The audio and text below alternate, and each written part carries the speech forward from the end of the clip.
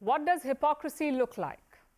This picture is as close as you can get. Those are delegates of the OIC, that's the Organization of Islamic Cooperation, and guess where they are? In Xinjiang, the same place where China has jailed Uighur Muslims, almost 1 million of them. There are reports of torture, of human experiments, and of sexual abuse. Now, I know what you're thinking. Surely the OIC delegates were trying to raise awareness about what's happening there, to stand in solidarity with their fellow Muslims. Well, think again. These OIC delegates were in Xinjiang for a whole different reason, to give China a clean chit. First, some important information.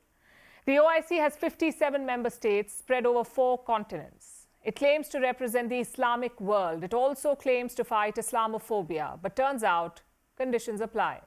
Delegates from 25 OIC countries visited China last week. Their focus was on Xinjiang. The region has a population of 25 million, and around 11 million of them are Uighur Muslims. Beijing has given this community of 11 million a choice: get brainwashed or get jailed. The world knows this. Many countries have declared the Uighur Crackdown a genocide, but the OIC delegation did not see any of that. They were busy ogling at the so-called development. It was classic Chinese propaganda. The OIC group visited the cities of Kashgar and Urumqi, also a village which is apparently famous for mushrooms. Now let me guess, it's grown using forced labor. The OIC team got a tour of a Uighur residential community.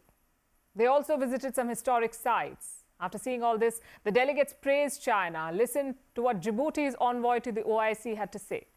We are very glad about what we saw. I hope this development will continue in this region and all parts of China. The Pakistani envoy went one step ahead. The visit to Xinjiang provided us with the opportunity to see the reality and will help to address the misconceptions attached with the region.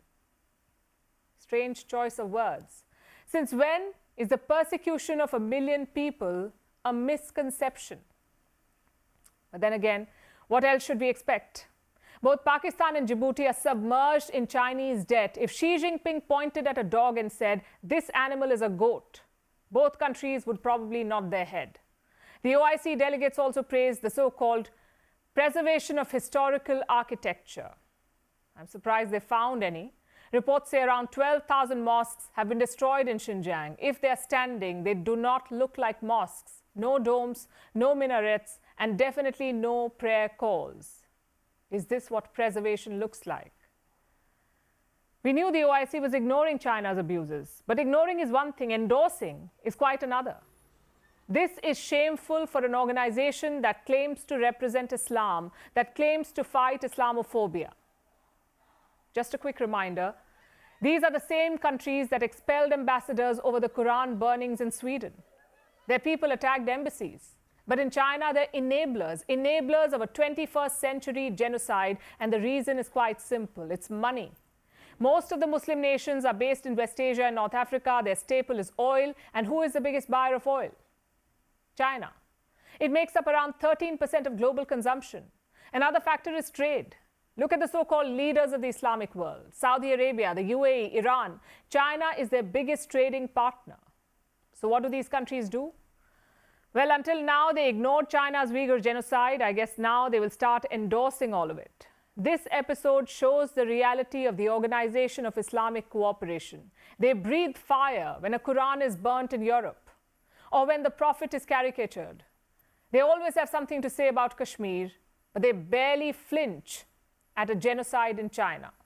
The OIC does not represent Muslim interests anymore. It represents the hypocritical ruling elite.